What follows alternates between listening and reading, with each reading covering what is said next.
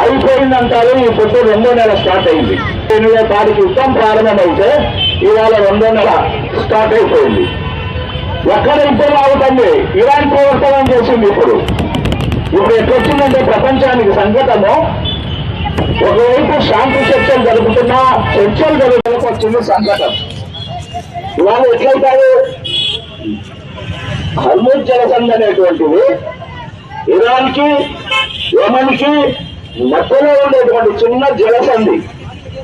ఇవాళ పరిణామం, కొత్త పరిణామం అంటే యెమెన్ ఇవాళ యుద్ధంలోకి వచ్చింది. అంటే యెమెన్ను కాదు, 2 తీరాల వైపు ఉన్న యెమెన్ను కాదని, ఇరాన్ను కాదని జలసంధిని ఫ్రీ చేయడం అనేది సాధ్యం కాదు. అహంకారంతో ఫ్రీ చేయడానికి ట్రంప్ వ్యవహరిస్తే నాశనం అయిపోయేది ప్రపంచ ప్రజలు. కాబట్టి ఎవరిని పై చేయి, ఎవరిని కింది చేయి అనే దానికంటే కూడా ఈ యుద్ధం ఆగాలని చెప్పేసి ప్రపంచ ప్రజలు నివేదించాల్సినటువంటి అవసరం ఉంది. ఆదర్శంగా తీసుకొని భారతదేశం అంతటా ర్యాలీలు తీయాలని మేము కోరుతున్నాము. ముఖ్యంగా యుద్ధాలు అనేది ఇంతకుముందు ఆఫ్లైన్ జరిగేది సార్, కానీ ఇప్పుడు ఆన్లైన్ జరుగుతున్నాయి. ఆఫ్లైన్ అంటే అర్థమవుతుందో, యుద్ధ భూమి మీద యుద్ధం జరిగేది. అక్కడి సైన్యం ఇక్కడి సైన్యం భూమి మీద తలబడేవారు. యుద్ధంలో పాల్గొనేటప్పుడు ఏదో ఒక సైనికులు ఓడిపోతారు, ఇక్కడ గెలవడం అనేది జరుగుతుంది. అక్కడ సైనికులు చనిపోయినప్పుడు వాళ్ళ భార్యలు పిల్లలు అనాథులవుతారు. కానీ ఇప్పుడున్న పరిస్థితుల్లో ఆన్లైన్లో జరిగేటువంటి యుద్ధాలు ప్రపంచవ్యాప్తంగా జరుగుతున్నాయి.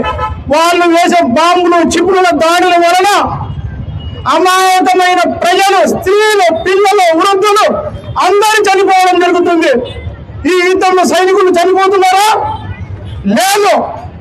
వాళ్ళు కేవలం అమెరికా, ఇజ్రాయెల్ స్కూళ్ళ మీద, హాస్పిటల్ మీద, పిల్లల మీద, స్త్రీల మీద బాంబుల వర్షం కురిపించి ప్రాణాలు తీస్తున్నారు. మీకు తెలుసా, ఇంతవరకు 600 పాఠశాలల పైన బాంబులు వేయడం జరిగింది. ఈ 600 పాఠశాలల మీద ఉన్న పిల్లలు, విద్యార్థులు దాదాపు 1000 మంది వరకు చనిపోవడం జరిగింది. ముఖ్యంగా ఒక దేశాధినేతను కూడా అనవసరంగా చంపారు. ఒకవేళ ఆ దేశాధినేత తప్పు చేసినట్టయితే ఐక్యరాజ్య సమితి ఉంది కదా, అక్కడ పెట్టి ఆ దేశాన్ని బహిష్కరించవలసి ఉంటుంది. కానీ సొంత నిర్ణయంతో ట్రంప్ ఒక అనాలోచిత కారణంగా ఆ దేశ ప్రధాని చంపి ఈ రోజు ప్రపంచ దేశానికి ముప్పు తెచ్చి పెట్టడం జరిగింది.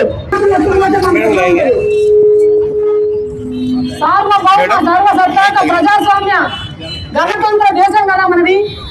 ఇంకెవరైనా మన దేశం మీద ఏకపక్షంగా దాడి చేస్తే మనం ఊరుకుంటామా? కానీ అమెరికా ఈరోజు వెనిజులా అధ్యక్షుడు ఎత్తుకుపోయింది. ఇరాన్ అధ్యక్షుడు ఖమేనీని హత్య చేసింది. ఇంకా యుద్ధం కొనసాగిస్తుంది. గ్రీన్లాండ్ ని ఆక్రమిస్తానంటుంది. క్యూబాని దిగ్బంధనం చేసింది. కెనడాని ఆక్రమిస్తానని చెప్తుంది. గ్రీన్లాండ్ నాకు కావాలి అని చెప్తుంది.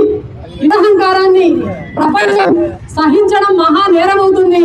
21వ శతాబ్దపు యుద్ధాలు చాలా మారిపోయాయి. ఈ రోజు యుద్ధం పసిపిల్లల మీద చేస్తున్నారు, స్త్రీల మీద చేస్తున్నారు, స్కూళ్ళ మీద బాంబులు వేస్తున్నారు, హాస్పిటల్స్ మీద బాంబులు వేస్తున్నారు. 20వ శతాబ్దపు యుద్ధానికి 21వ శతాబ్దపు యుద్ధానికి చాలా తేడా వచ్చింది. ఇంతకుముందు యుద్ధం కోసం ఆయుధాలు కొనుక్కునే వాళ్ళు ఈ రోజు ఆయుధాలు అమ్మడం కోసం యుద్ధాలు చేస్తున్నారు. ఇటువంటి దురహంకార పూరిత అమెరికన్ సామ్రాజ్యవాదానికి వ్యతిరేకంగా మనం అందరం మాట్లాడాల్సిన అవసరం ఉంది. ఇజ్రాయిల్ జాత్యాహంకారానికి వ్యతిరేకంగా మనందరం మాట్లాడాల్సిన అవసరం ఉంది. కానీ పరిస్థితి, మన దేశంలో పరిస్థితికి వస్తే ఈ రోజు చిన్నపిల్లల దగ్గర నుంచి పెద్దవాళ్ళు, యుద్ధం గురించి తెలిసిన వాళ్ళు ప్రతి ఒక్కరూ దీన్ని వ్యతిరేకిస్తున్నారు. 10 ఏళ్ల పిల్లలు వచ్చారు. సుమారుగా 80 ఏళ్ల వయసున్న పద్మనాభ రెడ్డి గారు కూడా ఈ జరుగుతున్న యుద్ధం పట్ల చాలా ఆవేదన చెంది మనతో ర్యాలీగా వచ్చారు. కానీ మన ప్రభుత్వం ఈరోజు నెత్తురంటిన జాత్యాహంకారులతో కరచాలనం చేస్తుంది. పసిపిల్లల్ని హత్య చేసిన నెతన్యాహుని కౌగిలించుకుంది. ఇజ్రాయిల్ మా ఫాదర్ ల్యాండ్ అని చెప్తుంది. మీ వివాహాది శుభకార్యములకు, పుట్టిన రోజులకు, మీటింగులకు అత్యాధునిక సదుపాయాలతో ప్రొద్దుటూరు వాసవి సర్కిల్ వద్ద నుంచి అతి సమీపాన మీకు అందుబాటు ధరలలో happy banquet AC function hall మీకు స్వాగతం పలుకుతుంది. మా ఫంక్షన్ హాల్ నందు వంట సామాగ్రి మరియు విశాలమైన కార్ పార్కింగ్, అతి తక్కువ మెయింటెనెన్స్ ఖర్చుతో ఏ ఫంక్షన్ అయినా మా happy banquet AC function hall నందు జరుపుకొని ఆనందాన్ని పొందండి. బుకింగ్ కొరకు సంప్రదించండి. మా సెల్ నంబర్ 9100600238 7799 000211.